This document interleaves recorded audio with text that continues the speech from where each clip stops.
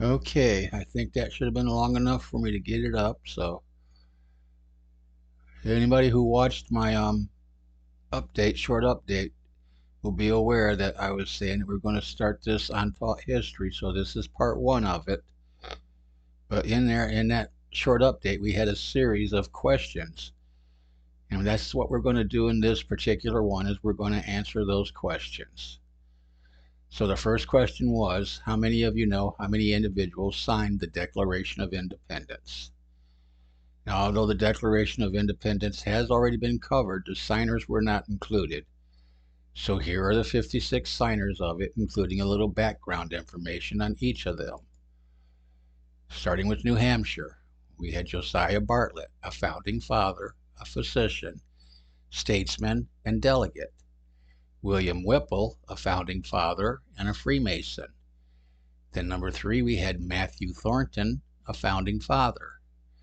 Then we moved to Massachusetts, where we had Samuel Adams, a founding father, statesman, and political philosopher. Then we have John Adams, a founding father, an attorney, a writer, a statesman, and a diplomat. Then we have John Hancock, a founding father, a merchant, a statesman, and a Freemason. Then at number 7, we have Robert Treat Pine, a founding father, a lawyer, attorney general, justice of the peace, and a Freemason. And then number 8, we have Elbridge Gerry, a founding father, a politician, and a diplomat. Now we move to Rhode Island, and we find we have Stephen Hopkins, a founding father and a chief justice, as well as William Ellery, a founding father and a Freemason. Then we move to Connecticut, where we find Roger Sherman, a founding father, a statesman, and a lawyer. And at number 12, we have Samuel Huntington, a founding father, statesman, jurist, and a lawyer. Then we have William Williams, a founding father and a merchant. Then at number 14, we have Oliver Wolcott, a founding father and a politician. Then we move on to New York, where we find William Floyd, a founding father, a farmer, and a politician. Then at 16, we have Philip Livingston, a founding father, a merchant, a politician, and a slaveholder. Then at 17, we have Francis Lewis, a founding father and a merchant. Then we have Lewis Morris, a founding father, a developer, and a landowner. Then we move on to New Jersey, where we find Richard Stockton, a founding father, a lawyer, a jurist, a legislator, and a Freemason. And at 20, we have John Witherspoon, a founding father, minister, educator, farmer, and a slaveholder. Then we find that we have Francis Hopkinson, a founding father, jurist, author, composer, and a lawyer. And at 22, we have John Hart, a founding father and a politician. And 23, we have Abraham Clark, a founding father and a politician. Now we move on to Pennsylvania, where we have number 24, Robert Morris, a founding father and a merchant. 25, Benjamin Rush, a founding father, civic leader, physician, social reformer, humanitarian, and educator. Then we have Benjamin Franklin, a founding father, a polymath, a writer, scientist, inventor, statesman, printer, publisher, diplomat, political philosopher, and a Freemason. At 27, we find we have John Morton. Oh, excuse me. A founding father, a surveyor, and a jurist. Then at 28, we have George Clymer, a founding father, a politician, and an abolitionist. Then we have James Smith, a founding father and a lawyer. Then we have George Taylor, a founding father, politician, and ironmaster. Then James Wilson, a founding father, legal scholar, jurist, associate justice, and a statesman. And then at 32, we have George Ross, who was a founding father. Then we move to Delaware, where we have number 33, George Reed, a founding father and a politician. And Caesar Rodney, a founding father, politician, and lawyer. And at 35, we have Thomas McKeon, a founding father, politician, and lawyer. Then we move on to Maryland, where we find at 36 we have Samuel Chase, a founding father and an associate justice, William Paca, a founding father, Thomas Stone, a founding father, a planter, a politician, and a lawyer. And at 39 we have Charles Carroll of Carrollton, a founding father, planter, and politician. Then we move on to Virginia, and at number 40, we have George Wythe, a founding father, academic, scholar, and judge. And Richard Henry Lee, a founding father and a statesman. Thomas Jefferson, a founding father, statesman, diplomat, architect, philosopher, and a lawyer. And at 43, we have Benjamin Harris, a founding father, a planter, merchant, and politician. Thomas Nelson Jr., a founding father. Francis Lightfoot Lee, a founding father. And at 46, we have Carter Braxton, a founding father, a merchant, planter, landowner, and a slaveholder. Then we move on to North Carolina, where at number 47, we have William Hooper, a founding father, politician, lawyer, and Freemason. Joseph Hughes, a founding father and a Freemason. And at number 49, we have John Penn, a founding father. Now we move on to South Carolina, where we have at number 50, Edward Rutledge, a founding father and a politician.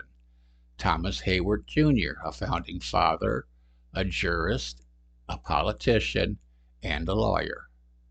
Thomas Lynch Jr., a founding father, and at number 53, Arthur Middleton, a founding father. Then we move on to Georgia, where at number 54 we have Button Gwinnett, a founding father, followed by Lyman Haw, a founding father, a physician, clergyman, and statesman, and George Walton, a founding father and a Freemason.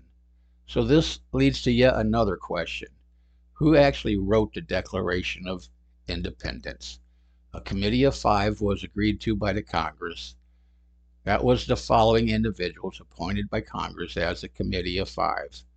And they are Thomas Jefferson, Benjamin Franklin, John Adams, Robert R. Livingston, and Roger Sherman. Now, Jefferson was the primary writer. However, edit changes were input by all 5. So the next question was, who were the signers of the Articles of Confederation? There are 48 signers to the Articles of Confederation. They are as follows. Now we're using the same format as above, and you may notice that some of the same people have signed the Articles of Confederation that signed the Declaration of Independence. So here we'll start with Connecticut, and we have Roger Sherman, a statesman and a lawyer. Number 2, Samuel Huntington, a founding father, statesman, jurist, and lawyer. Oliver Wolcott, a founding father and a politician. Titus Hosmer, a founding father and a jurist. Andrew Adams, a founding father, a jurist, and political leader. Next, we move to Delaware, where we find at number 6, Thomas McKeon, a founding father, politician, and lawyer. Then we have John Dickinson, a founding father, politician, and attorney. And we have at number 8, Nicholas Van Dyke, a founding father, politician, and lawyer. Now we move to Georgia, where at number 9 we find John Walton, a founding father and a planter. Number 10, Edward Telfair, a founding father, politician, and slave trader. And at number 11, we have Edward Langworth, a founding father and a teacher. Now we move on to Maryland, where we find number 12, John Hanson, a founding father, merchant, and politician. And then number 13, Daniel Carroll, a founding father, plantation owner, and politician. Next, we move on to Massachusetts, where at 14 we find John Hancock, a founding father, a merchant, a statesman, and a Freemason. Samuel Adams, a founding father, statesman, political philosopher, and a politician. Elbridge Gerry, a founding father, a merchant, a diplomat, and politician. And number 17, Francis Dana, a founding father, jurist, statesman, and lawyer. Then we have James Lovell, an educator and statesman.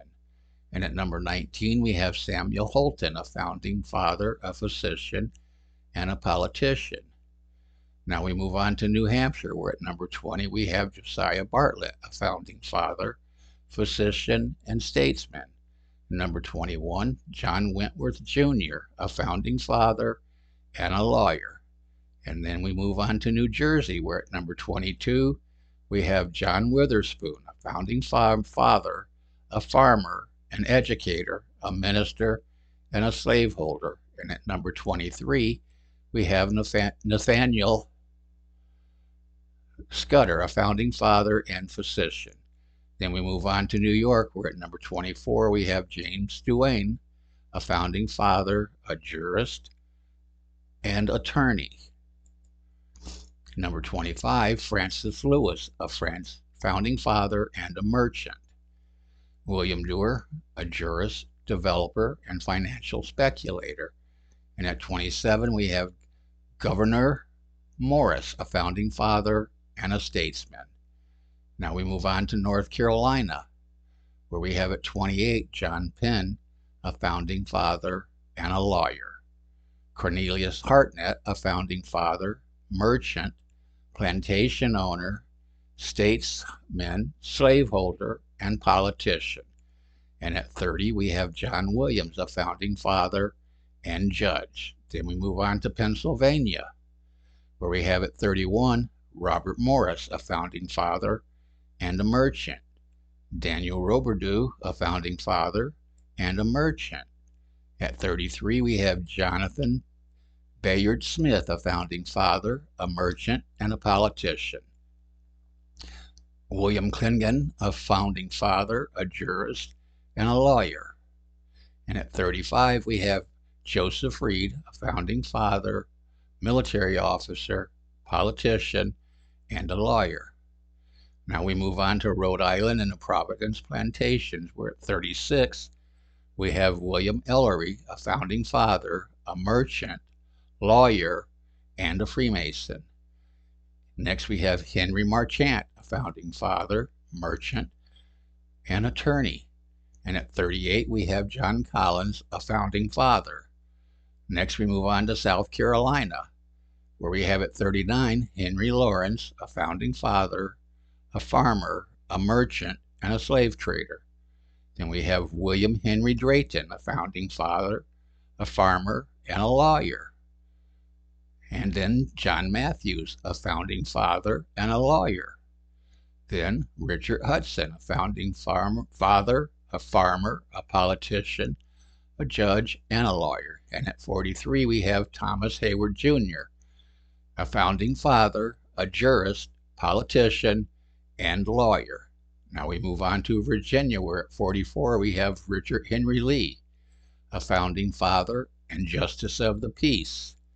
Then we have John Bannister, a founding father, a farmer, a slave owner, and a lawyer. Then we have Thomas Adams, a founding father, businessman, and politician. Then John Harvey, a founding father, builder, and a lawyer. And at 48, we have Francis Lightfoot Lee, who was a founding father. So the next question brought up would be, who wrote the Articles of Confederation? Well, John Dixon was the principal writer, along with a committee of 13. Now, Benjamin Franklin had drafted a plan titled the Articles of Confederation and Perpetual Union, but emphasized that it should be considered a draft, so it was put aside. And I cannot find any information if it was referred to in the writing by the Committee of 13. However, I would think that it probably was. So the Committee of 13 consisted of John Dixon, Pennsylvania, who was also the chairman of the committee, Samuel Adams, Massachusetts, Josiah Bartlett, New Hampshire, Button Gwinnett, Georgia, Joseph Hughes, North Carolina, Stephen Hopkins, Rhode Island, Robert R. Livingston, New York, Thomas McKeon, Delaware, Thomas Nelson, Virginia, Edward Rutledge, South Carolina, Roger Sherman, Connecticut, Thomas Stone, Maryland, and Francis Hopkins of New Jersey. So the articles, according to scholars, the Articles of Confederation are important to the United States history because they served as the first Constitution of the United States. So in my opinion, and in other words, the real de jure Constitution. Final question. Who were and how many presidents did we have under the Articles of Confederation? Well, we had 10 presidents under the Articles of Confederation, and they were Samuel Huntington, who served as president from March 1781 to July 10, 1781. Thomas McKeon, July 10, 1781 to November 5, 1781. John Hanson, November 5, 1781 to November 4, 1782. Elias Boudinot, November 4, 1782 to November 3, 1783. Thomas Mifflin, November 3, 1783 to June 3, 1784. Richard Henry Lee, November 30, 1784 to November 4, 1785. John Hancock, November 23, 1785 to June 5, 1786. Nathaniel Gorham, June 6, 1786 to November 3, 1786. Arthur St. Clair, February 2, 1787 to November 4, 1787. And finally, Cyrus Griffin, January 22, 1788 to November 15, 1788. So the question is how many of you knew any of this? And can you yet comprehend that based on the number of lawyers and Freemasons involved in the signing and writing of these documents, that they may have been purposely made weak and left open for the next part of their plan to happen? Now, that's just my opinion, and it's just something to think about. I'm not saying that that's actually what it was, but it really is something to think about. And I think this is a good place to stop. Next, we'll see the actual Articles of Confederation gone over. And that one's going to be quite a bit longer than any I've ever put out before. So thank you all for giving some of your time to view this. Father God bless each and every one of you, and I'll see you the next time. Hope all of you have an amazing day. God bless you all.